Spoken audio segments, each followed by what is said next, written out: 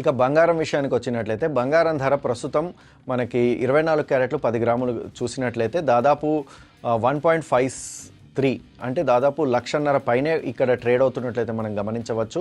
ఇక 22 క్యారెట్స్ విషయానికి వచ్చినట్లయితే దాదాపు 1,40,000 రూపాయలు అయితే బహిరంగ మార్కెట్లో హైదరాబాద్ మార్కెట్లో అయితే పలుకుతున్నట్లయితే మనం ఇక్కడ చూడవచ్చు. అయినప్పటికీ మనం గమనించినట్లయితే ప్రస్తుతం శ్రావణ మాసం నడుస్తుంది. శ్రావణ మాసంలో బంగారం ధరలు పెరుగుతున్నాయన్న సంగతి ఇక్కడ మనందరం గమనించాల్సింది ఉంటుంది. ముఖ్యంగా ఆషాఢ మాసంలో అయితే బంగారం ధరలు కొద్దిగా తగ్గాయి. అంటే ఆషాఢ మాసం అని కాదు, గతంలో అంతర్జాతీయ పరిణామాల వల్ల మనం డాలర్ విలువ దాదాపు పెరగడం వల్ల బంగారం ధరలు తగ్గినట్లు అయితే చూడవచ్చు. ప్రస్తుతం అయితే డాలర్ విలువ క్షీణిస్తోంది, అందుకే బంగారం ధర పెరుగుతున్నట్లయితే ఇక్కడ మనం గమనించవచ్చు. ముఖ్యంగా క్రూడ్ ఆయిల్ ధరల విషయానికి వచ్చినట్లయితే క్రూడ్ ఆయిల్ ధరలు మళ్ళీ తగ్గడం ప్రారంభించాయి. ఎందుకంటే సరఫరా అనేది పెరిగింది. అమెరికా ఇరాన్ మధ్య జరుగుతున్నటువంటి యుద్ధ వాతావరణం కాస్త సద్దుమణగడంతో పాటు హర్మోజ్ జలసంధి విషయంలో ఒక కొత్త వార్తలు వస్తున్నాయి. హర్మోజ్ జలసంధిని అమెరికా పట్టు సాధించినట్లయితే ఇప్పటి వరకు వస్తున్న వార్తలు మనం చూడవచ్చు.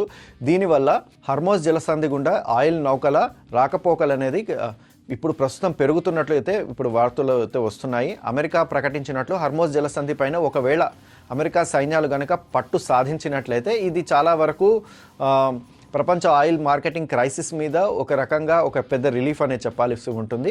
ఒకవేళ క్రూడ్ ఆయిల్ ధరలు కనుక తగ్గినట్లయితే డాలర్ విలువ మాత్రం తగ్గే అవకాశం ఉంటుంది. ఎందుకంటే డాలర్ డిమాండ్ అనేది తగ్గుతుంది. అప్పుడు ప్రత్యక్షంగా డాలర్ విలువ తగ్గినప్పుడు బంగారం ధరలు మళ్ళీ పెరిగే అవకాశం అయితే ఉంటున్నట్లు ఇక్కడైతే మనం గమనించవచ్చు.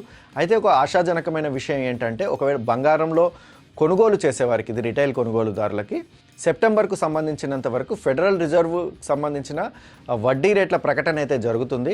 ఈ సెప్టెంబర్ వడ్డీ రేట్లు కనుక పెంచినట్లయితే మాత్రం ఖచ్చితంగా బంగారం ధరలు తగ్గే అవకాశం అయితే స్పష్టంగా ఇక్కడ కనిపిస్తోంది. ఎందుకంటే ఫెడరల్ రిజర్వ్ వడ్డీ రేట్లు తగ్గినప్పుడల్లా బంగారం ధరలు, ఫెడరల్ రిజర్వ్ వడ్డీ రేట్లు పెరిగినప్పుడల్లా కూడా బంగారం ధరలు తగ్గుతున్న అంశాన్ని ఇక్కడ మనం ప్రత్యక్షంగా చూడవచ్చు. ఎందుకంటే ఫెడరల్ రిజర్వ్ వడ్డీ రేట్లను కనుక పెంచినట్లయితే అమెరికా విడుదల చేసే ట్రెజరీ బాండ్స్ పై వచ్చే ఈల్డ్ ఏదైతే ఉంటుందో అది పెరుగుతుంది.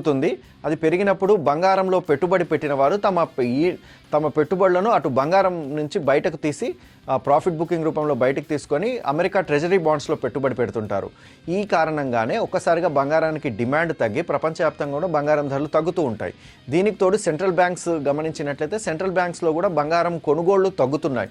ముఖ్యంగా వరల్డ్ గోల్డ్ కౌన్సిల్ ఇటీవల విడుదల చేసినటువంటి రిపోర్ట్ ప్రకారం చూసినట్లయితే చైనా కావచ్చు, అలాగే పోలాండ్ కావచ్చు అత్యధికంగా బంగారం కొనుగోలు చేసినట్లు ఇక్కడ మనం చూస్తున్నాము. అయితే అదే సమయంలో టర్కీ కావచ్చు, రష్యా కావచ్చు లాంటి దేశాలు పెద్ద ఎత్తున బంగారాన్ని బహిరంగ మార్కెట్లో విక్రయిస్తున్నాయి. ఎందుకంటే వాళ్ళకు ఉన్నటువంటి ఆర్థిక పరిస్థితుల నుంచి వాళ్ళు బయటపడడానికి ప్రస్తుతం వాళ్ళ గోల్డ్ రిజర్వ్స్ అయితే వాళ్ళు విడుదల చేస్తున్నట్లు ఇక్కడ వరల్డ్ గోల్డ్ కౌన్సిల్ మంత్లీ రిపోర్ట్లు అయితే మనం చూస్తున్నాము. జూలై నెలకు సంబంధించిన మంత్లీ రిపోర్ట్లు అయితే ఇది స్పష్టంగా మనకు కనిపిస్తోంది. ఇక బంగారం ధరలలో మరొక విషయానికి వచ్చినట్లయితే డిసెంబర్ నాటికి బంగారం ధర ఎటువైపు వెళ్ళే అవకాశం ఉంది అని చాలామంది అంచనా వేస్తున్నారు.